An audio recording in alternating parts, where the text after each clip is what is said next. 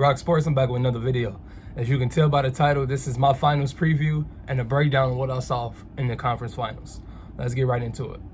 So, a lot to break down here. This may or may not be a long video. We'll see.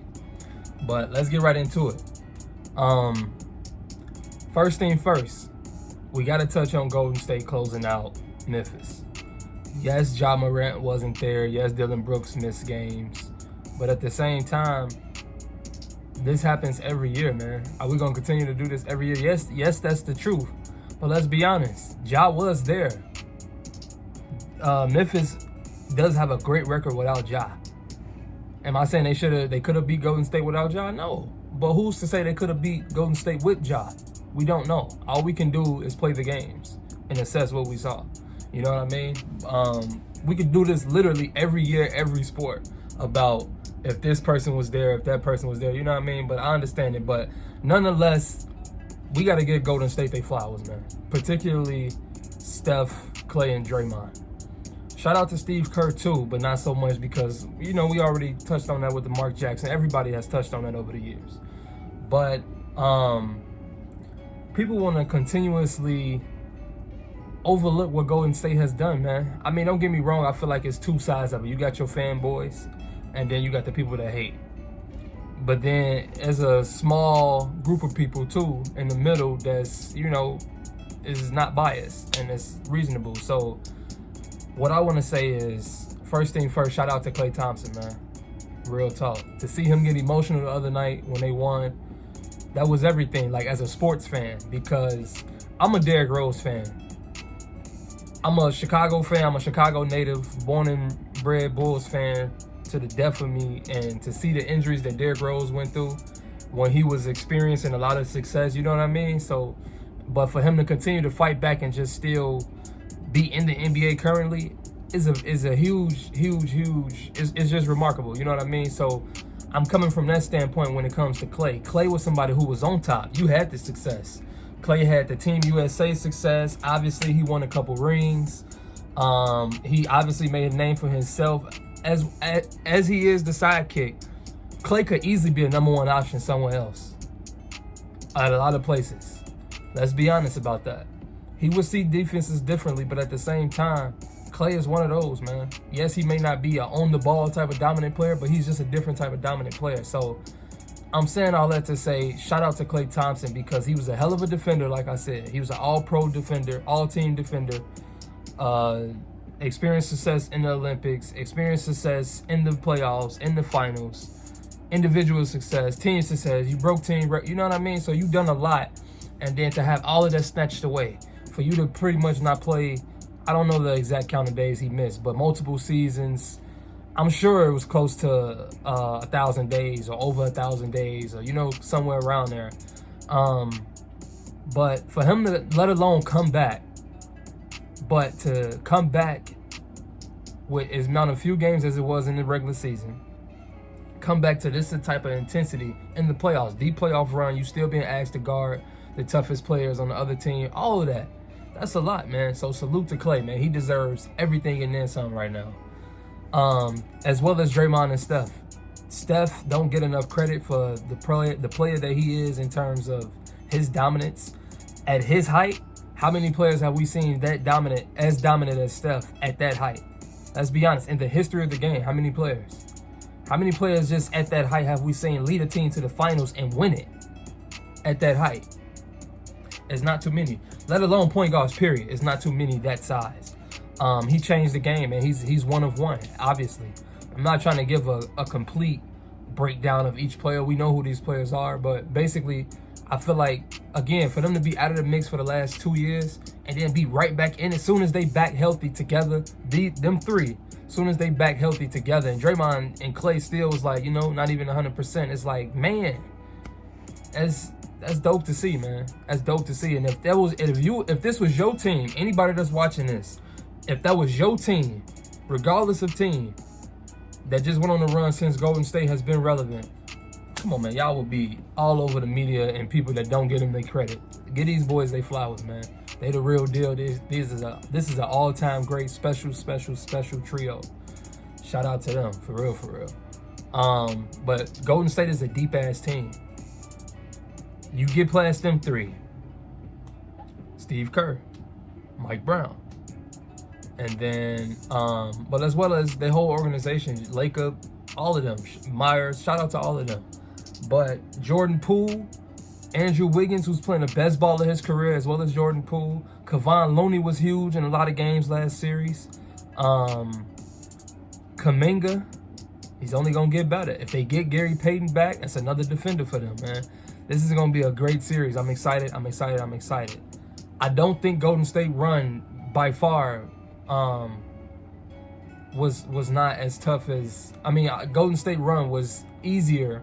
It wasn't easy, but it was easier or less hard than Boston's by far, in my opinion. Just because, so let's flip the other side of the coin. Boston not only defeated KD and them, and don't get me wrong, I know Brooklyn has its issues, but that don't have nothing to do with Boston. Boston took care of his business. That team still had Kevin Durant and Kyrie Irving on it. That team still has Steve Nash coaching, as well as so many other NBA All-Stars, former All-Star. You know what I mean? We know what Brooklyn represents. But for Boston to not only beat them, but beat them the way that they did by sweeping them, that says a lot. And it's not even like, if you look at Boston team, you don't see a for sure, or at least I don't. You don't see a for sure superstar. I'm a Duke fan. I want Jayson Tatum to take this next step. I think he's at the last, if he can complete this, that's it, man. That's it. He's a superstar. But I want to see him complete it. Like Kyle Lowry told him, this ain't nothing. Go finish it.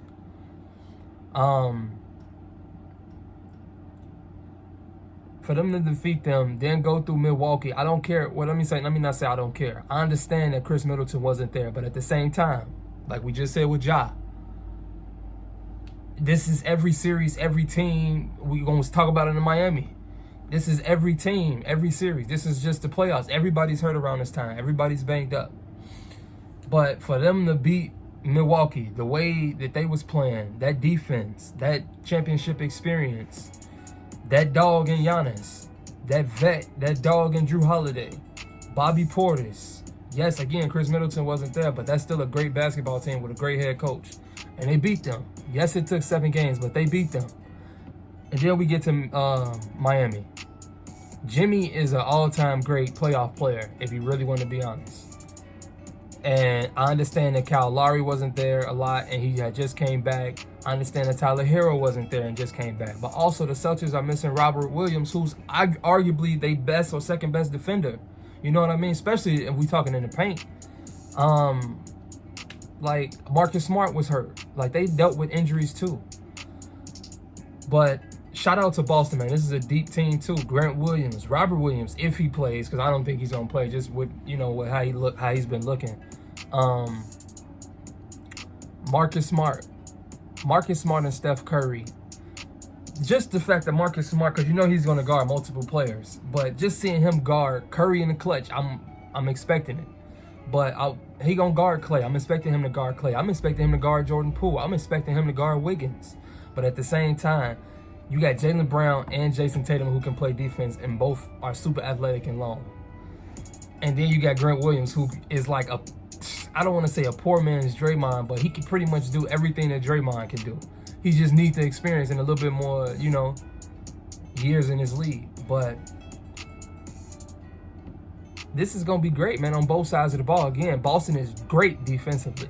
So when you factor in that with Golden State offensive powers, and like I say, Jayson Tatum, them going to probably be guarding because it's just throwing different looks at him. Going to probably guard Curry in moments, as well as Jaylenbrown.